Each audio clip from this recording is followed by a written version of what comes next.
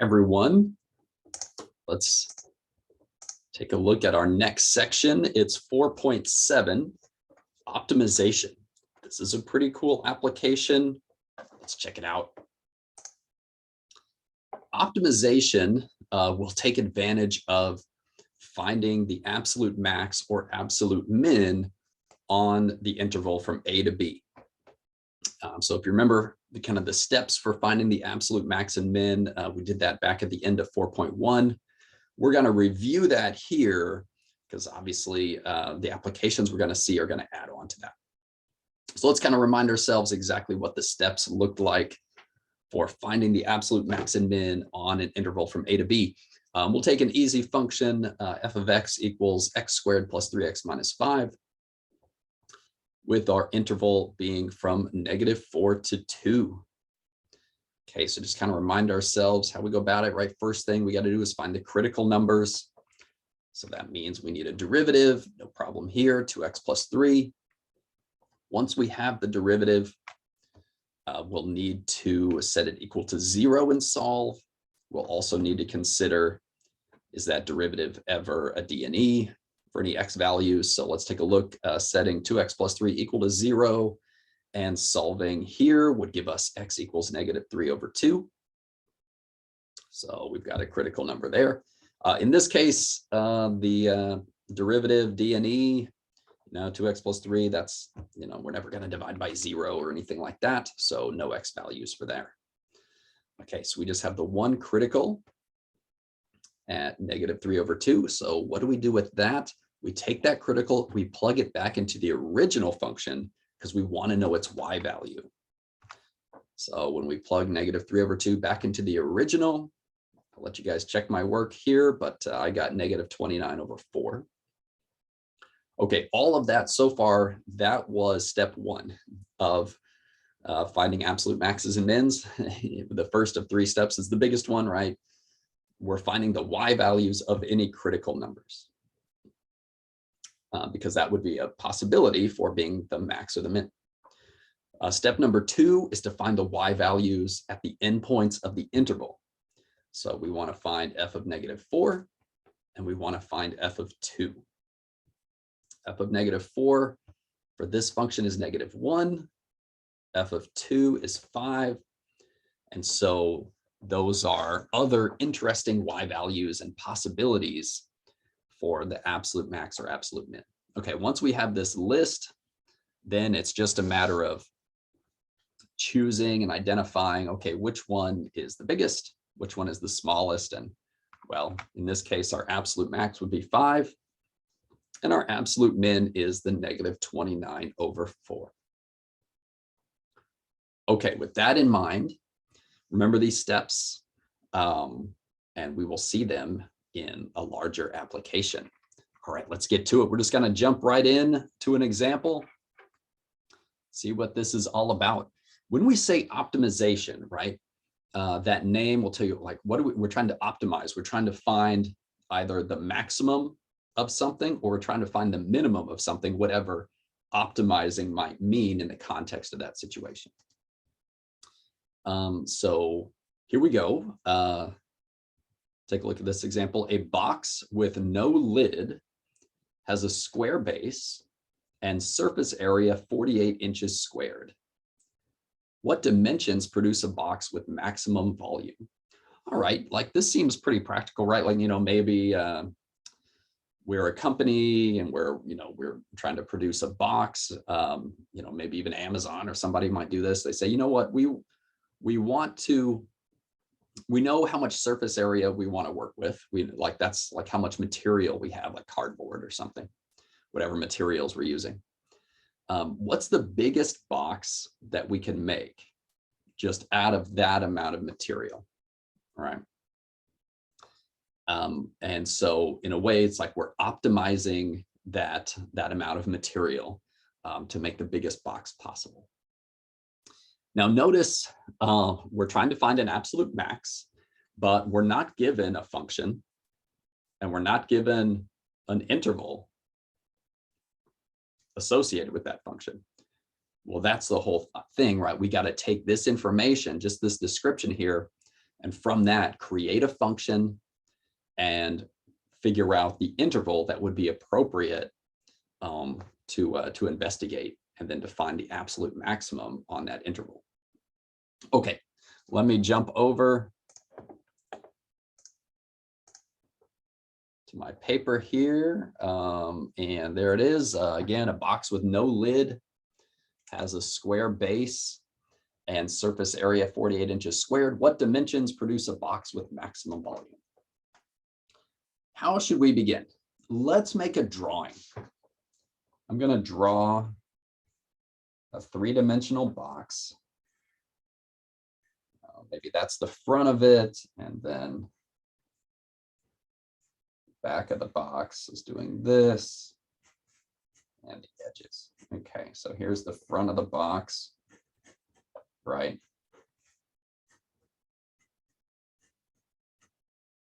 That's what I can see. And then, all right, there we go. And then we'll kind of label this with variables. Right, in the end, you notice they're asking about the dimensions. What dimensions? That's the, the length, the width, and the height. So we're going to represent those things with variables, and then that will kind of help us to get started here. We also notice there's a square base.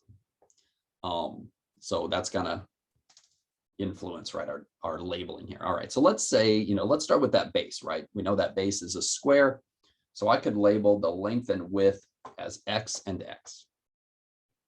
The height of my box might be something different. So maybe we label that. We need to label that with a different variable, maybe Y. Okay, so far so good. Now notice, in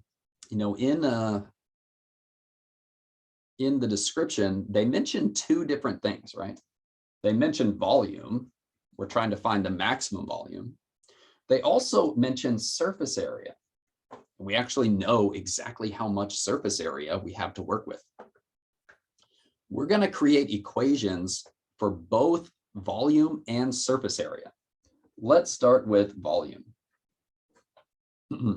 Looking at the drawing and looking at the variables, how it's labeled, what is the volume of this box?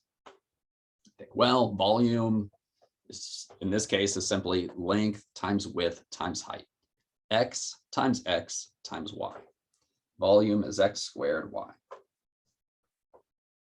Okay, very nice. This is what we are trying to optimize. We're trying to find the max volume. But there's other information that we have for the surface area. But notice they tell us what that's going to be equal to. Okay, so let's see here, surface area. What's the surface area of the box? And let's keep in mind also that there's no top on it. There's no lid. Well, to find the surface area, we don't really need like any formula or anything. We can just look at the different sides of the box and add them all up.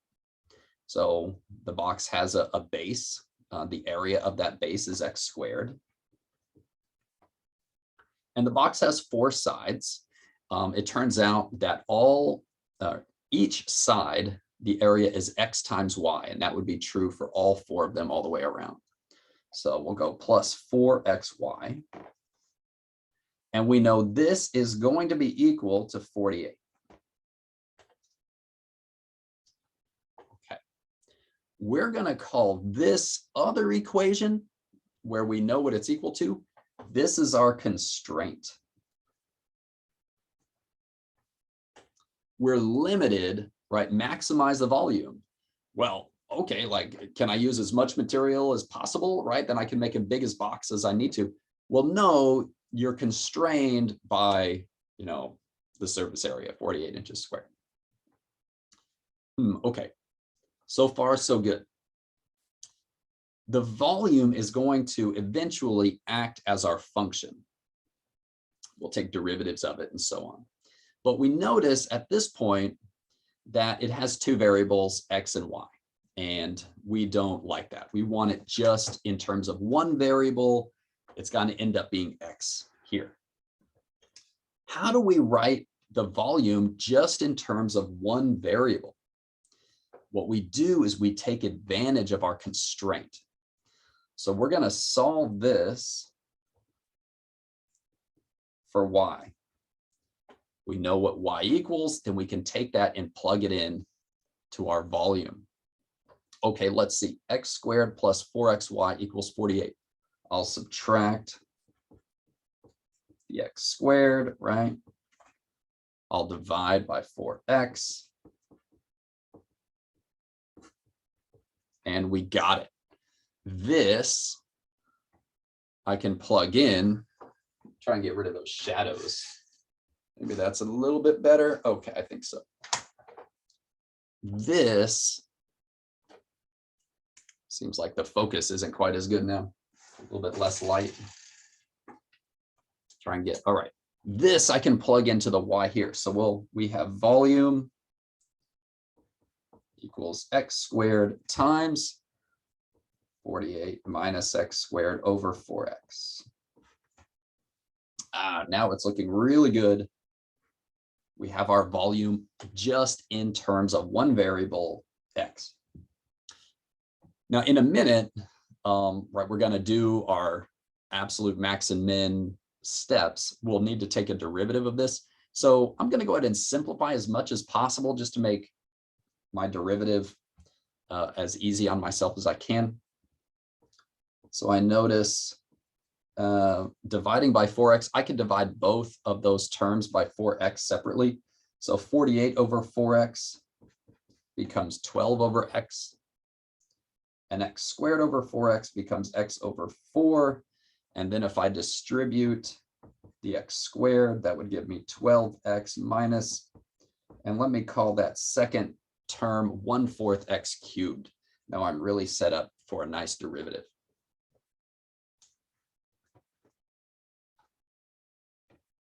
Okay, so we got our function, our volume that we're going to optimize. The other thing we need before we can go further, we need an interval. We need to know the domain of x.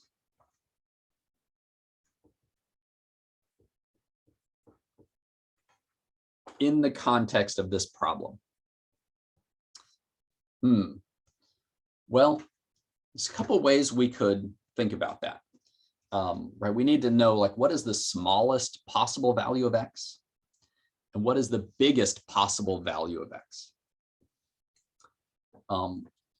We're going to look back here and even take it, like, consider the drawing and consider the equation for our constraint. Those two things kind of together will be helpful. What is the smallest value that x could take? And you start to realize, wow, you know, looking at the drawing, I need to make a box. I need to have the surface area at 48. X could be really, really tiny, right? Like we could have this tiny little square base. If we do that to keep the surface area, we're going to have to make this box really, really tall. But there's really no limit to how small x could be, right? If I take this like minuscule little base, well, that just means I have a really, really tall box. Obviously, that's not going to maximize the volume, but that's not the point. We're just trying to get the extremes of the possibilities of x. Now, it turns out there's no number that's the smallest value of x, because we could make it really tinier and tinier and tinier. So we're simply going to have to take x equals 0 as the minimum. Now, obviously, if x was to equal 0, right, if we plug 0 into this, we're going to get a surface area of 0. We'd get a volume of 0. Right, that's not going to maximize anything, but that's kind of what we're stuck with, because you can't say like we'll make it, you know, 1 or 0.1, because you could always make it smaller than that. So we're going to say, okay, well, the smallest that x could be is 0. And that will work for our purposes. What's the biggest that x could be? That's an interesting question. So as we make the base larger and larger, obviously the height would have to start going down to keep that surface area. What is the biggest that we can make the base? Well, that would be when the height is at 0. Obviously, if the height is at 0, that'd give us a volume of 0. But that's kind of like the other extreme, right? You could even think like the height is y. If we put in 0 for y, that whole term would be wiped out. X squared would equal 48, which would mean that x would be the square root of 48. So turns out that is going to be our largest possible value of x, square root of 48. If x was the square root of 48, all we would have is a base, just the square with an area of 48 inches squared. And yep, that's like the other extreme, right? Make the height go to 0. So again, we're kind of like playing between the drawing and the constraint to kind of figure this out. There's no like real like other hints I can give you. It's just a matter of looking at the context and sort of thinking about what are the extreme values, and kind of learning through example. And obviously we'll do more as we go. Okay, sounds good. We have a function, we have an interval. And so from here, it's simply an optimization problem. And all we're looking for is the absolute max to maximize our volume. Obviously, all of this stuff, this is like the new material for this section, is just setting these things up. And that takes a lot of thought, takes some time.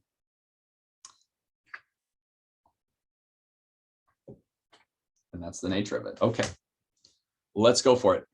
Now that we have our function, we've got our interval, what do? We need to find the criticals.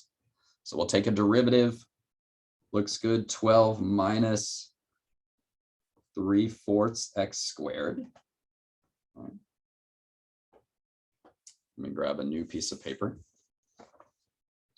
We need to set that derivative to 0 and solve. 12 minus 3/4 x squared equals 0. What I'm going to do is subtract the 12 and then multiply by the reciprocal of my fraction here, along with the negative. So let's see, multiplying by 4/3, negative 4/3, multiplying 12 by negative 4/3. Well, if I divide by 3, it gives me 4, and then I multiply by 4, that will give me 16. And then with the square root, x will equal 4. Notice I don't need the plus or minus. I can just say positive 4, because I know I'm talking about the dimensions of a box, so I can ignore any negatives for x. That would also, a negative would fall outside of my domain. So for both those reasons, we can only look at 4. Okay, we also need to know, when is our derivative d and e? Well, in this case, right, this polynomial 12 minus 3/4 x squared, none, never going to be dividing by 0 there. So we just have this one critical at x equals 4. What do we do with that? Okay, you remember the steps. We're going to take that and we're going to plug it back into the original v. Let me copy v over again, 12x minus 1/4 x cubed. We're wondering, what would be the volume at that critical? What is v of 4? Well, plugging that in, it actually works out pretty nicely because that 1/4, there's some cancellation. This ends up being 32. Okay, sounds good. Once we have our critical plugged in, then we're going to do the same for the endpoints of the interval. So we're going to find v of 0. Well, v of 0 is 0. Not a surprise, right? If you make your base 0 by 0, not going to have much volume. If you find the volume of square root 48, the other endpoint, what's going to happen? Now, it's kind of a surprise. You wouldn't think this at first, but if you plug in square root 48 here for v, I'll invite you to try it out. You actually get 0 there as well. Now, if you kind of think back to the drawing, it makes sense, right? In that situation, it was only just like a flat square with no height. So the volume is 0 there too. Okay, so looking at these three possibilities, 32, 0, and 0, say, all right, we're looking for the max. There it is.